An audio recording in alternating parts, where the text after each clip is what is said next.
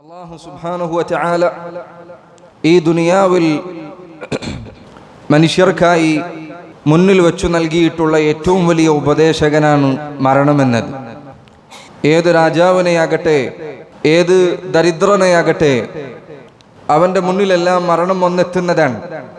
അതിൽ നിന്ന് രക്ഷപ്പെട്ടോടാൻ ഒരാൾക്കും സാധിക്കുകയില്ല. അല്ലാഹു സുബ്ഹാനഹു വ തആല പറഞ്ഞു, കുല്ലു നഫ്സിൻ ദാഇഖത്തുൽ മൗത്ത്, എല്ലാ ആത്മാവും എല്ലാ മനുഷ്യരും അവർ മരണം രുചിക്കുന്നതാണ്. വിശുദ്ധ ഖുർആനിൽ അല്ലാഹു സുബ്ഹാനഹു വ തആല പറഞ്ഞു, ഖുൽ ഇന്നൽ മൗതല്ലദീ തഫറൂന മിൻ ഫഇന്നഹു മുലാഖീകും, ഏതൊരു മരണത്തിൽ നിന്നാണോ നിങ്ങൾ ഓടിക്കൊണ്ടിരിക്കുന്നത്, ഏതൊരു മരണത്തെയാണോ നിങ്ങൾ ഭയന്നുകൊണ്ടിരിക്കുന്നത്, അത് നിങ്ങളെ കണ്ടുമുട്ടുക തന്നെ ചെയ്യുന്നതാണ്. ثم تردون إلى عالم الغيب والشهادة فينبئكم بما كنتم تعملون, പിന്നീട് നിങ്ങൾ ദൃശ്യവും അദൃശ്യവും അറിയുന്ന അള്ളാഹുവിലേക്ക് മടക്കപ്പെടുന്നതാണ്. നിങ്ങൾ ദുനിയാവിൽ പ്രവർത്തിച്ചു കൊണ്ടിരുന്ന കാര്യങ്ങളെക്കുറിച്ച് അവൻ നിങ്ങളെ അറിയിക്കുന്നതാണ്. എൻ്റെ സഹോദരങ്ങളെ, മരണത്തിനു വേണ്ടി തയ്യാറെടുക്കുക എന്നത്, അതിൻ്റെ സമയം വന്നെത്തുന്നതിന് മുൻപ് ആ ദിവസത്തിനു വേണ്ട പാതേയങ്ങൾ ഒരുക്കി വെക്കുക എന്നത് ഓരോ മുഅ്മിനും ശ്രദ്ധിക്കേണ്ട കാര്യമാണ്. ഒരിക്കലും മരണം വന്നെത്തുന്ന വേളയിൽ അധർമ്മികൾ പറയുന്ന വാക്കുകൾ നമ്മുടെ നാവുകളിൽ വരാനുള്ള വഴി നമ്മൾ ഒരുക്കി വെക്കരുത്. അല്ലാഹു സുബ്ഹാനഹു വ തആല പറഞ്ഞതുപോലെ, ഹത്താ ഇദാ ജാഅ അഹദഹുമുൽ മൗതു ഖാല റബ്ബിർജിഊൻ, അവരിൽ ഒരാൾക്ക് മരണം വന്നെത്തിയാൽ അവർ പറയും, എൻ്റെ റബ്ബേ, എന്നെ ഒരിക്കൽ കൂടി നീ ഒന്ന് മടക്കി കൊണ്ടുപോകണമേ. ലഅല്ലി അഅമലു സാലിഹൻ ഫീമാ തറക്ത്, ഞാൻ ഉപേക്ഷിച്ചു പോയ അവസരങ്ങൾ, ആ അവസരങ്ങൾ ഇനി ഞാൻ ഉപയോഗപ്പെടുത്തിക്കൊള്ളാം, സൽക്കർമ്മങ്ങൾ പ്രവർത്തിക്കാൻ ഞാൻ ഇനി ശ്രദ്ധിച്ചുകൊള്ളാം. അങ്ങനെ പറയുന്ന അവസ്ഥ എൻ്റെ സഹോദരങ്ങളെ നിങ്ങൾ ഒരിക്കലും ഉണ്ടാക്കി വെക്കരുത്. പ്രിയപ്പെട്ടവരെ, മരണം മുന്നിലെത്തുന്ന സന്ദർഭത്തിൽ അല്ലെങ്കിൽ മരണവുമായി ബന്ധപ്പെട്ട് നമ്മൾ ശ്രദ്ധിച്ചിരിക്കേണ്ട ചില പാഠങ്ങളുണ്ട്. മരണത്തിന്റെ വിളിയാളം, അതിൻ്റെ അടയാളങ്ങൾ അറിയിക്കുന്ന കാര്യങ്ങളാണ് രോഗമെന്നത്. രോഗങ്ങൾ മുന്നിൽ വന്നെത്തിയാൽ അത് മരണത്തിലേക്കുള്ള സൂചനകൾ നൽകുന്ന കാര്യമാണ്. ആ സന്ദർഭത്തിൽ ശ്രദ്ധിക്കേണ്ട ചില കാര്യങ്ങളുണ്ട്. റസൂലുള്ളാഹി സ്വല്ലല്ലാഹു അലൈഹി വസല്ലം ഒരിക്കൽ അബ്ബാസ് ഇബ്നു അബ്ദുൽ മുത്തലിബിന്റെ അരികിൽ ചെന്നു. നബി സ്വല്ലല്ലാഹു അലൈഹി വസല്ലമയുടെ പിതൃ സഹോദരനാണ്. അദ്ദേഹം അസുഖബാധിതനായി കിടക്കുകയാണ്.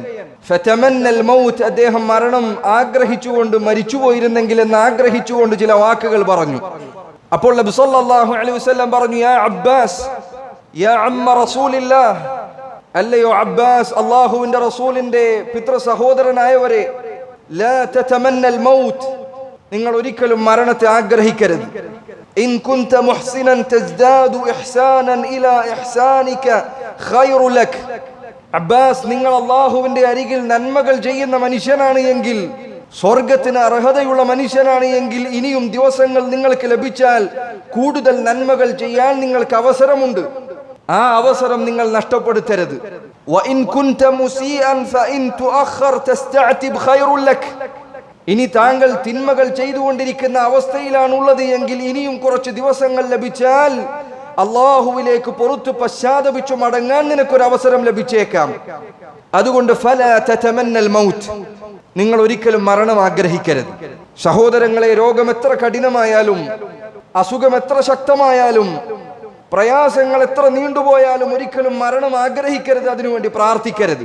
റസൂലുള്ളാഹി സ്വല്ലല്ലാഹു അലൈഹി വസല്ലം അവിടുന്ന് മറ്റൊരു ഹദീസിൽ പറഞ്ഞു തന്നു, ലാ യതമന്നയന്ന അഹദുകുമുൽ മൗത മിൻ ദുർറിൻ അസാബഹ, തന്നെ ബാധിച്ച ഒരു പ്രയാസത്തിന്റെ പേരിൽ നിങ്ങളിൽ ഒരാളും മരണത്തെ ആഗ്രഹിക്കാൻ പാടില്ല. ഫഇൻ കാന ലാ ബുദ്ദ ഫാഇല, അവന് തീർത്തും സഹിക്കാൻ സാധിക്കുന്നില്ലെങ്കിൽ അവൻ ഇങ്ങനെ പ്രാർത്ഥിക്കട്ടെ, അല്ലാഹുമ്മ അഹ്യിനി മാ കാനത്തിൽ ഹയാതു ഖൈറൻ ലി, അല്ലാഹുവേ, ജീവിതം എനിക്ക് എത്രമാത്രം നന്മയായി തീരുന്നോ, ജീവിതം എനിക്ക് എത്ര കാലത്തോളം ഖൈറായി തീരുന്നോ അത്രയും കാലം അല്ലാഹുവേ എന്നെ നീ ജീവിപ്പിക്കണേ. വതവഫനി ഇദാ കാനത്തിൽ വഫാതു ഖൈറൻ ലി, അല്ലാഹുവേ, മരണമാണ് എനിക്ക് നല്ലത് എങ്കിൽ നീ എന്നെ മരിപ്പിക്കണമേ, അങ്ങനെയല്ലാതെ നീ എന്നെ മരിപ്പിക്കണമേ എന്ന് മാത്രമായി നിങ്ങൾ പ്രാർത്ഥിക്കരുത് എന്ന് റസൂലുള്ളാഹി സ്വല്ലല്ലാഹു അലൈഹി വസല്ലം അവിടുന്ന് പഠിപ്പിക്കുകയാണ്. എന്നാൽ സഹോദരങ്ങളെ, ഈ പറഞ്ഞതൊന്നുമില്ലാതെ തന്നെ ചില ആളുകൾ ആത്മഹത്യകളിലേക്ക് അഭയം തേടുന്നു. സ്വയം അല്ലാഹു നൽകിയ അനുഗ്രഹമായ ഈ ജീവിതം അത് നഷ്ടപ്പെടുത്താൻ തുനിയുന്ന എത്ര ആളുകളെയാണ് നമ്മൾ ഇപ്പോൾ കണ്ടുകൊണ്ടിരിക്കുന്നത്. സഹോദര, നിന്റെ ജീവിതത്തിൽ പ്രയാസമുണ്ട് എങ്കിൽ ഈ പ്രയാസങ്ങൾ അവസാനിക്കുന്ന പകലുകൾ വരാനുണ്ട്. അള്ളാഹു നിനക്ക് നൽകിയ അനുഗ്രഹത്തെ നീ നശിപ്പിക്കരുത്. നീ ഇപ്പോൾ സ്വയം ആത്മഹത്യ ചെയ്തു കഴിഞ്ഞാൽ അവസാനിക്കാത്ത പ്രയാസമാണ് നിന്നെ അതിനു ശേഷം കാത്തിരിക്കുന്നത്. ഇപ്പോൾ നിന്റെ ജീവൻ ഒടുക്കിക്കഴിഞ്ഞാൽ നിന്റെ പ്രയാസങ്ങൾ അവസാനിക്കുമെന്നാണ് നീ വിചാരിക്കുന്നതല്ല. ആത്മഹത്യ ചെയ്തു കഴിഞ്ഞാൽ പരലോകത്ത് ആ ശിക്ഷ വീണ്ടും വീണ്ടും ആവർത്തിച്ചു കൊണ്ടേയിരിക്കുമെന്ന് നീ ആലോചിക്കേണ്ടതുണ്ട്.